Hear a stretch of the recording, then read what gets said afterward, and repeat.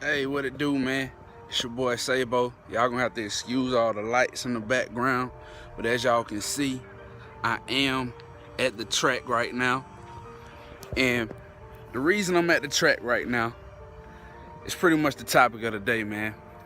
Cause life is like a marathon. You feel me? And I ran my first half marathon with my pops this year, back in February. And when I say that was one of the toughest things I've ever done physically, that was one of the toughest things I've ever done physically. For those of you who don't know, a half marathon is 13.1 miles. And it took roughly about 3 hours to run that. Now, I didn't really get time to train for my half marathon like my dad did, so I wasn't really in the best of shape. But, I did what I could.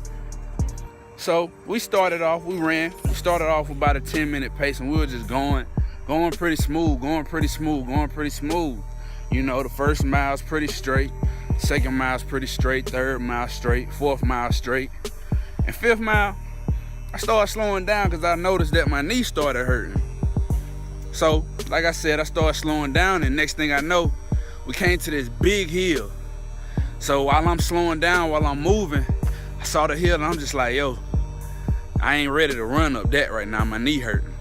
So I stopped running and I started walking. My dad kept going up because, he's in good shape. But I started walking and my knee was killing me the whole time. And the only thing on my mind was, I can't stop.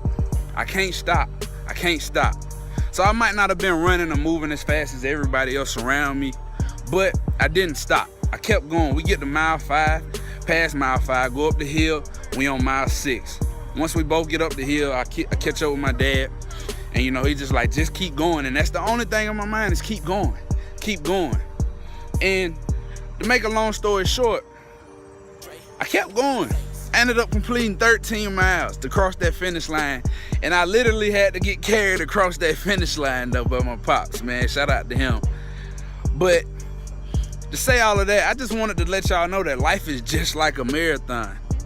Because you don't really get to train for it too much. You just got to get into the race. And sometimes you're going to be running through life's race, and next thing you know, your knee start hurting. But it might not really be your knee. Your finances might get the messed up or something. And next thing you know, you got a very steep hill after your finances mess up, and you have a death in the family, or your relationship comes crumbling down. But guess what? You can't give up on life. You can't get out of that race. You got to keep going. You gotta keep going to the finish line. And though your body may be tired physically, though your mind may be tired mentally, though you may feel like you just ready to stop moving because you can't push any longer, guess what? You have to push longer. You have to push further. You gotta dig deep and keep going.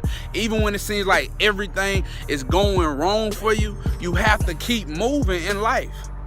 The race of life is long. It's a long race.